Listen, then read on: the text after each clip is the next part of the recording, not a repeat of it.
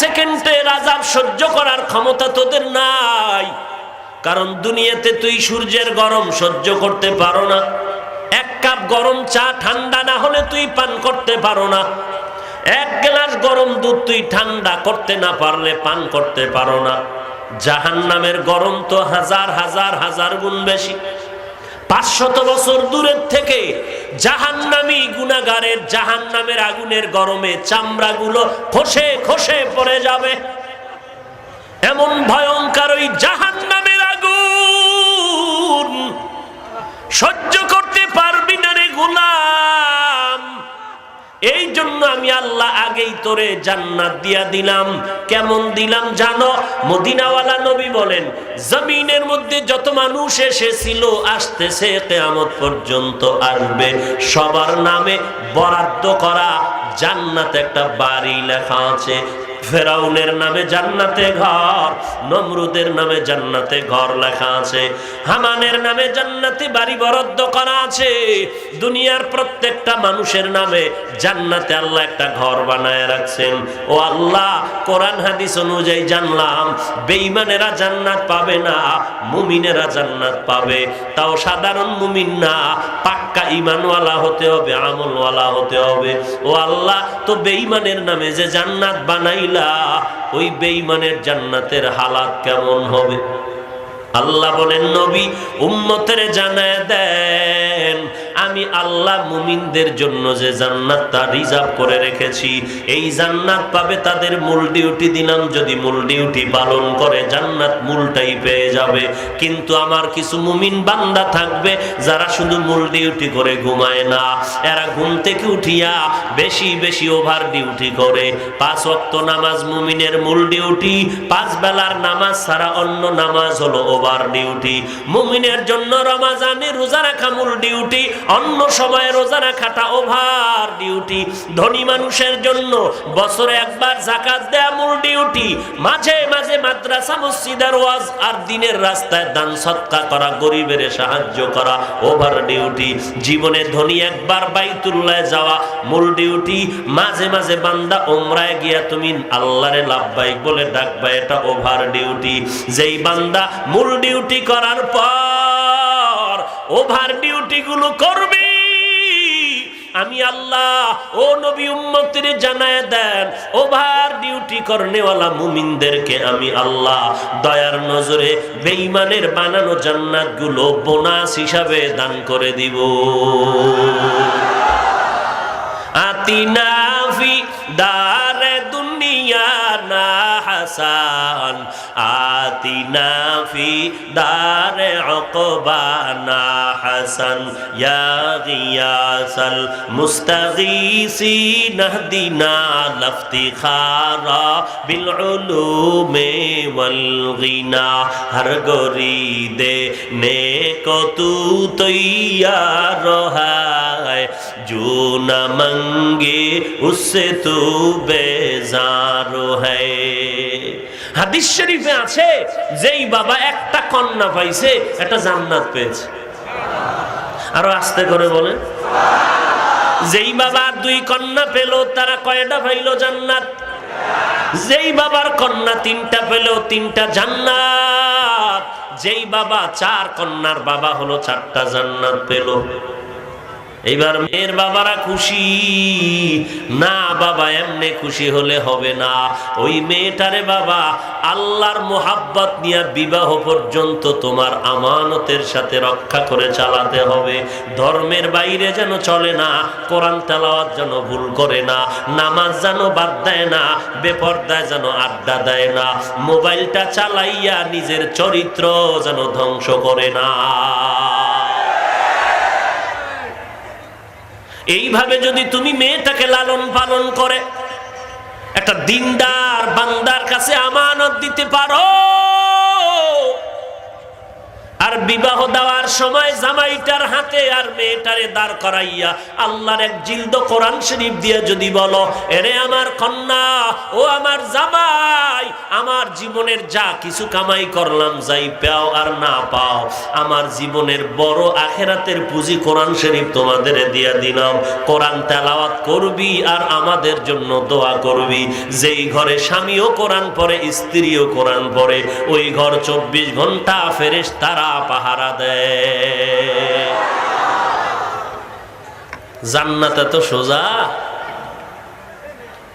জান্নাত পাওয়া যদি সহজ হতো তো জান্নাতের সুসংবাদ পাইয়াও 10 জন সাহাবা মরণ পর্যন্ত কাঁদলেন কেন? জান্নাত পাওয়া যদি সহজ হতো তো আল্লাহ ওয়ালারা এত বেশি বেশি আমল করে কান্না করে মরলেন কেন? আল্লাহ বলেন, এরে গোলাম, আমি আমার বান্দাদের জাহান্নামে দিতে চাই না। শয়তানের ধোকায় পড়ে যারা অপরাধ করেছো, আমি মরণ পর্যন্ত একটা দরজা খুলে রাখলাম, তওবা নামের দরওয়াজা। আল্লাহর নবী বলেন, আত-তাইবু মিনাজ যামবি কামান লা যামবা লা, যারা গুনাহের থেকে তওবা করে ক্ষমা চাও, তাদের হালাতটা এমন হয় মনে হয় যেন জীবনে কোনো গুনাহই করে নাই। তওবা করার পর বান্দার মুহূর্তে গুনাহ মাফ হয়ে যাবে। গুনাহ করছো 60 বছর পর্যন্ত, 70 বছর পর্যন্ত অন্যায় করেছো, 1 মিনিট 1 ফোঁটা চোখের পানি যদি ফেলতে পারো, 1 ফোঁটা চোখের পানিতে 70 বছরের গুনাহ মাফ হয়ে যাবে।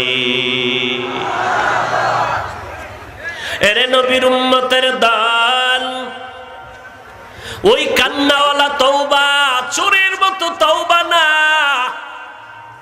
চোর যখন চুরি করে ধরা পড়ে, তখন তাকে যখন বেত্রাঘাত করে, তখনও বলে চুরি করব না, মনে মনে নিয়ত থাকে সুযোগ পেলে আর ছাড়ব না। এই তওবায় হবে না রে বাবা, তওবাটা তওবার মতো হতে হবে। ইয়া আইয়ুহাল্লাযীনা আমানু তুবু ইলাল্লাহি তাওবাতান নাসুহা। খাঁটি অন্তরে তওবা করবা হে গোলাম। কেমন খাঁটি অন্তরে তওবা? গলায় ছুরি আসবে, আল্লাহকে বেজার করব না, আমার নবীর তরিকার বাহিরে চলব না, আমার মা, আমার বাবা, আমার ভাই, আমার নেতা, আমার নেত্রী, আমার বন্ধু যদি বেজার হয়ে যাক, কোনো দুঃখ নাই। আমার কেউ আপন না, আপন আমার আল্লাহ, আপন আমার পয়গম্বর। দুনিয়ার সবাইকে বেজার করা সম্ভব, আমার আল্লাহকে বেজার করা সম্ভব না। কারণ আমি চাকরি করি, ব্যবসা করি, দোকানদারি করি, আমার ছেলে বিদেশে চাকরি করে, আমার ছেলে হোমনা বাজারের বড় ব্যবসায়ী। আল্লাহর কসম, ছেলে তোমাকে খাওয়ায় না, চাকরি রিজিক দেয় না, আল্লাহ রাব্বুল আলামিন নিজ কুদরতি ভাবে রিজিক দেয়। দেয় না? জঙ্গলের একটা প্রাণীও কি না খাইয়া রাস্তায় নেমেছে? নদীর ভিতরে, সমুদ্রের ভেতরে বড় বড় মাছ, বড় বড় এক একটা নীল তিমি, দৈনিক তার খানা 1000 কেজি চিংড়ি মাছ। এরকম নীল তিমি তো একটা না, শত শত হাজার নীল তিমি সাগরে, কোন মাছ না খাইয়া নাই। কোহে কাব একটি পর্বত, ওই পাহাড়ে একটি প্রাণী বসবাস করত, যেই প্রাণীটার নাম সিমর্গ। ওই প্রাণীটার দৈনন্দিন খানার তালিকায় লেখা 40টা মোটা তাজা হাতি। নাউজুবিল্লাহ বলবেন না? বোবা হয়ে বয়স কে খাওয়ায়? সকালবেলা পাখা ডানা মেলে পাখি উঠতে শুরু করলো খোলা আকাশে। সন্ধ্যাবেলা পাখিটা তার নিজের পেট ভরে বাচ্চার খানা নিয়ে বাসায় সন্ধ্যাবেলা হাজির। গর্তের পিপিলিকারাও না খাইয়া মরে না, আল্লাহর কোন প্রাণী না খায় মরে নাই। আর এই জমিন ও আসমানের মধ্যে সব থেকে দামি মানুষ আজকে সেই মানুষ কেন না খাইয়া কষ্ট পায়? এই মানুষ আশরাফুল মাখলুকাত হইয়া কেন খানার জন্য মামলা হামলার আসামি হয়? একমাত্র কারণ জঙ্গলের প্রাণীরা না খাইয়া কষ্ট পায় না, নদীর মাছ না খাইয়া কষ্ট পায় না, ওই উড়ন্ত পাখিরা না খেয়ে কষ্ট পায় না, গর্তের পিপিলিকা না খেয়ে কষ্ট পায় না। আশরাফুল মাখলুকাত মুহাম্মদের উম্মতেরা না খাইয়া কেন কষ্ট পাও? ওই মাখলুকেরা আল্লাহর ডিউটি ঠিক মতো পালন করে, আর তুমি আল্লাহর গোলাম হইয়া বেঈমানের পা চাটা গোলামি করো, আল্লাহর ডিউটি পালন করো না, এই জন্য খানায় কষ্ট। গর্তাওয়াকুল মিকুনি হর সুবহ শাম মিরাসানাদ রিজকে তু আজলা মাকাম জুজবা হাকচি জে মাখা আজ ইনসুজা ফজলে উ আমস্তে দর জুমলা জাহা। এরে নবীর আশিক উম্মতের দল, ওই জান্নাত এত দামি জান্নাত, ওটা যদি পেতে চাও দুইটা শর্ত মেনে তুমি জীবনটারে চালাও। এক নাম্বার, ইমানটারে পরিশুদ্ধ করে নাও। ইমান আনার পরে, ইমানকে শুদ্ধ করার পরে নেক আমল করো। ইমানটারে পরিশুদ্ধ কেমন করে করবা? একটা স্কেল লাগবে, না হয় হবে না। আল্লাহ কোরআনে হাকিমের মধ্যে স্কেলের কথা বলতেছেন, আমিনু কামা আমানান নাস। এরে মুমিনের দল, ঈমান আনো সাহাবায়ে কেরামের মতো ঈমান। তাদের ঈমানের সাথে তোমার ঈমানটা মিলাও, তাদের ঈমানের সাথে তোমার ঈমানটা মিলাও। সাহাবায়ে কেরামের আমলের সাথে তোমার আমলটা মিলায়া দাও। সাহাবায়ে কেরামের ঈমানের মতো ঈমান। এরে নবীর উম্মতের দল, আল্লাহর নবী বলেছেন সাহাবায়ে কেরাম আমার এক একটা নক্ষত্রের মতো, আসহাবি কান্নুজুম। নবী বলেন আমার এক একজন সাহাবী আকাশের তারকার সমতুল্য। এরে নবীর উম্মতের দল, আল্লাহর নবী বলেন, এ নবীর আশিকের দল, সাহাবায়ে কেরামকে তোমরা সত্যের মাপকাঠি বানাইয়া ঈমানটারে মজবুত করে নাও। আপনার আমার ঈমানটা কি পরিমাণ ভালো, সাহাবায়ে কেরামের ঈমানের সাথে ঈমানটারে তুলনা করে দাও, ঈমানটারে মিলায়া দাও। তোমার ঈমানটা তখনই পারফেক্ট মনে হবে সাহাবায়ে কেরামের ঈমানের সাথে যখন সমান হবে।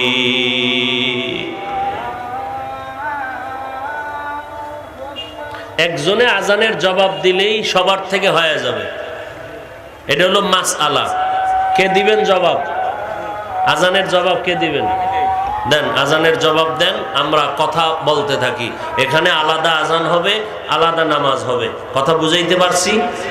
একজনে জবাব দিলেই আজানের হক কি হয়ে যাবে? আদায় হয়ে যাবে। তো একজনে জবাব দিক, আমরা আলোচনা চালাই। কি বলেন আপনারা? এখানে আলাদা আজান হবে, এরপরে কি হবে? নামাজ হবে। বুঝেন না? সর্বাঙ্গে ঘা ঔষধ দিব কোথা? জামা তো সাদা পরছি, এই জন্য একটা তিল পরলে ওটারে তাল বানায় ফেলায় উম্মতে মুহাম্মদী। আল্লাহ হেদায়েত দান করে। আরো মহাব্বতে বলেন, নাকি মোনাজাত দিয়ে দিব? আর 2-4 মিনিট সামনে আগাবো। ইন্নাল্লাযীনা আমানু ওয়া আমিলুস সালিহাত কানাত লাহুম জান্নাতুল ফিরদাউসি নুজুলা। আল্লাহ তাআলা বলেন, জান্নাতুল ফিরদাউস বড় দামি জান্নাত আমি তাদেরকেই দিব যারা 2টা কর্মসূচি পালন করে চলবে। 1 নাম্বার, ঈমানটারে মজবুত করে চলবা। 2 নাম্বারে নেক আমল করবা।